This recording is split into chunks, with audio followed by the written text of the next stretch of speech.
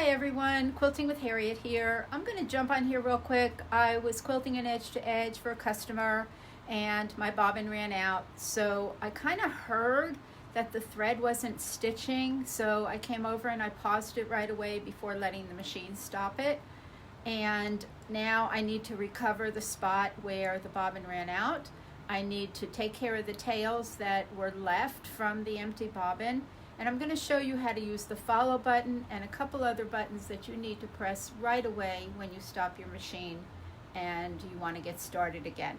So come on over to the Pro Stitcher and let me show you what I'm going to do here so I can get back to this quilt. Okay, so I'm going to zoom you into my Pro Stitcher. Adjust this. Okay, you can see the whole screen here. The first buttons that I want to push after you hit pause over here in this corner is tie off on resume and pull up on resume. If you don't push those buttons and you hit start and those buttons aren't pushed, your machine is just going to take off. You're not going to have your bobbin pulled up to the thread and you're not going to have your locking stitches. So as soon as I hit pause, that box of 4 buttons comes up. And those are the first 2 that I push before I do anything else. Okay, so now I'm going to take care of where my thread broke on my quilt, and then I'm going to set it up to restart in the place that it ran out. So I'm going to come over here to my quilt. Let's see.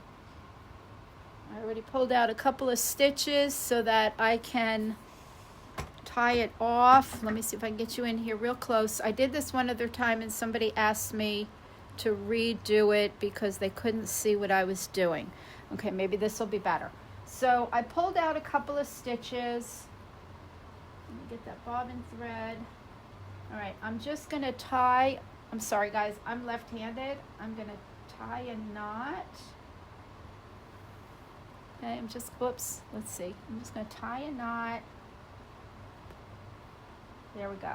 So I've got a knot with my 2 threads, my bobbin and my top, because I pulled out, it was about here, and I just pulled out a couple of stitches. So now what I have is I have a needle threaded with dental floss because it's nice and sturdy and it doesn't ravel like regular thread will. So I'm going to find these tails and I'm going to find the last hole that they're coming out, and I'm just going to go in that hole under the quilt top, not through the batting. Come back out. Whoops. Oh, I have such dry skin, it is pulling this dental floss. Let me see if I can work with it. All right, let's see. Okay, so I have it threaded so that it has a loop in it, my thread, my dental floss. I'm going to find those 2 tails. My hand out of the way. I'm going to find the 2 tails here. Come up a little bit. Okay. And then I'm going to take those tails. I'm going to thread them through, pull that through that loop.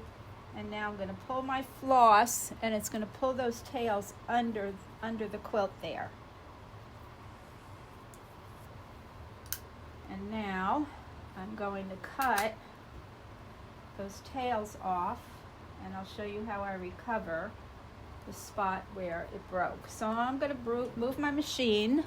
Now this is like a swirl where it came in, it swirled, it came back out, and now it's ready to go. So there's 1, 2, 3 lines that makes this swirl. So I've already changed my bobbin, and I'm going to move my machine. And now what I'm going to do, I'm going to come back up here to the Pro Stitcher, to the screen, and I'm going to press this follow button right here, the little duck. I'm going to press the follow button. And what that does is it attaches to my needle. So now when I zoom in, see how the rest of the pattern can go away off the screen? Let me show you what happens if I don't press the follow button. And I'm going to zoom in. Where are my crosshairs? I don't have them. So if I press the follow button, it stays with my needle and the rest of the pattern can go off the screen under all the buttons. Okay, so I see that I want this third line here, and my crosshair is on that first one. I can even zoom in more.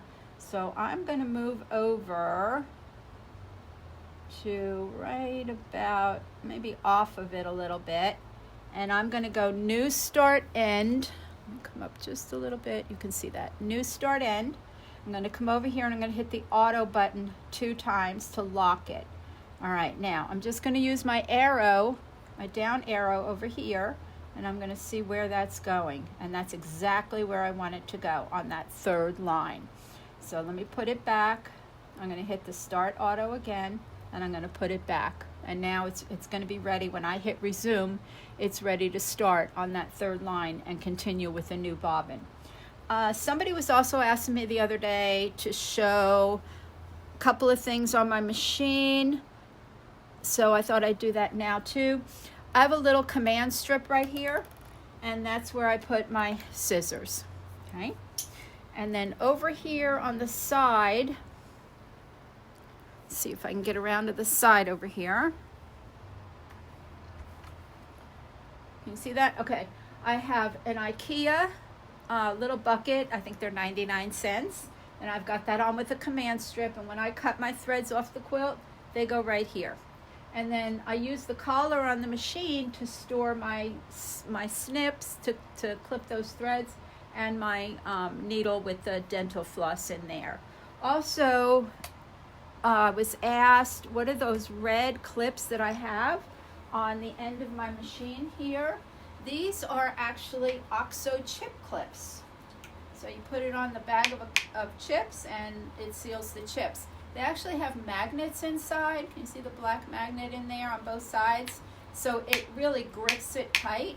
And instead of adding Velcro or threading a bungee cord through here, depending on what frame you have, I just use my handle, my grip that came with my machine, and I put it into the handle of my grip, my chip clip, and then I clip it on. So that just gives me a little wider berth here to clamp down onto, and I'm ready to go.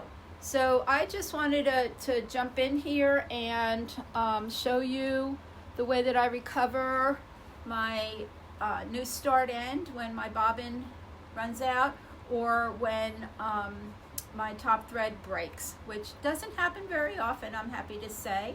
So if you have anything else you'd like to see, let me know.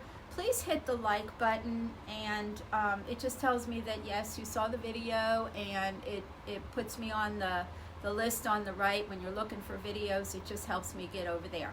So subscribe to the channel, hit the notice button, the notification button, and I'll see you soon. I've got a couple more things that I'm getting ready to film, and I will see you in a couple days. All right, have a good day. Bye.